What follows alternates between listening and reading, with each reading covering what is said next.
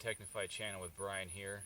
Wanted to do a quick episode for you guys showing you the beginnings of our permaculture orchard here in northeast Oklahoma.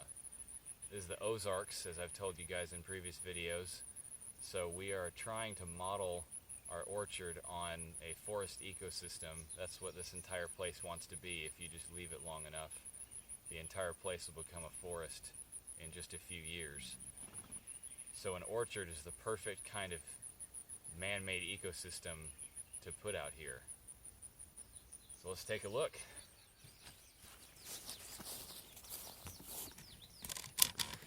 Right here we've got a Braeburn apple. This is going to be the first year we get any decent apples off of it. This is season 3 with this apple here. And this is just the beginning of July when I'm taking this video. So some of the apples are pretty close to being ripe. The tree obviously needs to be pruned, but I'm going to do that after the tree goes dormant. A lot of this early summer flush of growth here is going to have to be tamed a little bit, but Braeburn's kind of a messy apple tree. It puts out tons and tons of shoots. So what we got going on here is this is a row of fruit trees. We've got this row right here is just apple and plums. We've got 2 plums over there, and we got 2 apples in a row here, and then another plum. And right here between these 2 apple trees is some, this is both blackberry and raspberry. The blackberry popped up on its own. I don't know if a seed was in one of our shoes or something, but we didn't plant this blackberry here on its own, but it's not wild. It's a cultivated variety of blackberry. And somehow it got here, so we're just going to let it go. Blackberries grow very well in this region. Same thing with raspberries. This is a heritage red raspberry. They're doing quite well here. I used plastic and carpet to kill out all the grass and stuff here around these berry vines. And now I heavily mulched it. And over time, the mulch is going to be overtaken by more berry vines and anything else that I plant in here to cover it up. But it's a good start, just to make the area easy to walk through and work in for now. And over here is a more mature part of the row.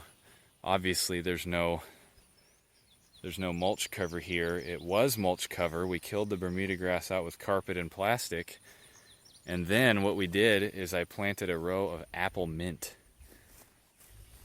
So as you can see, it's very dense. And I need to mow it down, but I'm going to put the camera down here. But in here, you won't find any Bermuda grass. Something that I harp on a lot. If you find any, it's just going to be these really weak, thin stragglers that can't really get a foothold because all the light down here is nearly nothing. I mean, this mint grows up so tall and so early in the season that it prevents the Bermuda grass from getting any of that light, and that's the crucial thing. Just like my carpet method of smothering Bermuda grass, this mint grows up in the spring very quickly, much earlier than Bermuda grass does. So this takes hold first, even if you plant this stuff in Bermuda grass. And you don't kill out an area of it and then plant this. You can just plant this directly in the ground, and over the course of just 2 growing seasons, this stuff took over the way you see here. So if you look down here in the mint, you can see there ain't much going on down here in terms of grass. It's just mint leaves from last year, and then the stalks of this apple mint. And then mixed in with it, we're trying this out, we're growing some canes of black raspberries. And so they pop up tall enough and early enough that the mint doesn't smother them out. So I think we found an ideal balance here with this part of the orchard row. Is we've got the mint and the raspberries and blackberries. The berry vines, berry canes grow up quickly enough that they're not shaded out by the mint, but everything we don't want to grow in here is shaded out by the mint. The mint is blooming right now, which attracts lots and lots of bees and other pollinators. So that's what's going on there. Over here we have an area that's early in the stage of development. We're moving this road down the way. Some metal, scrap metal that was on the property when we got here. So I just am using it to kind of kill out. I didn't have any carpet to put over here, so I just put the metal and a little bit of extra plastic I had left over. So you can see we're putting in raspberry canes and some wildflowers to start out. We're going to let them get a little bit established. And then right here we've got, this is chocolate mint.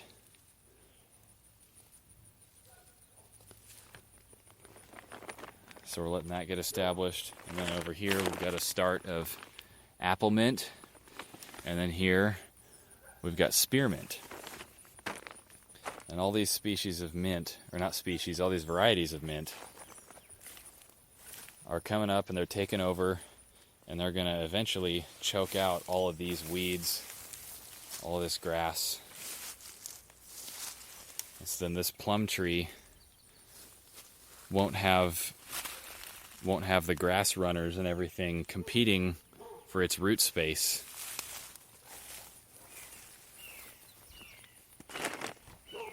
You just want to get the grass out of your orchard rows and replace it with something more useful. So that's what we found. It works pretty well so far. Put the berry canes in, you get your ground cover, your mint, something that will grow up faster than your weeds and your grasses and choke them out. But your fruit trees do really well. This is a plum. So there you have it. This is our most mature orchard row in our permaculture orchard here in Oklahoma. So where we are now is another orchard row that we've begun on the other side of the yard. And this whole area wasn't cleared out using carpet. It was cleared out using the mulch and the cardboard and mulch method. That's worked okay. I still have to watch the edges pretty closely for Bermuda grass, but really maintaining this heavy mulch cover has done pretty well. You can see other grasses and weeds and stuff like that are moving in. But the Bermuda grass isn't really keeping up with them. Other species that are more suited to really deep organic matter and mulch cover are taking over, which is really what we want. We don't have things that are going to be competing with the apple tree and other fruit tree roots like Bermuda grass and other runner-based grasses are going to do. So we've got wildflowers coming in here. You can see these are coming in here. We've got herbs like basil coming up. There's some pokeweed right here. But then between the apple trees along this row, we've got little raspberry plants that are starting up. And over here behind the camera, we've got our most mature blackberry canes. Really big, thick, strong canes. These things are reproducing quickly. Where they touch the ground for long enough, they start a new vine. And that's just what wild blackberries do, but these domesticated cultivars grow taller, they're stronger, much better blackberries. But they spread just the same as the wild ones, which is great. And you can see here, we have replaced the area where Bermuda grass wants to take over with a type of mint. This is chocolate mint again. So that's really the name of the game here.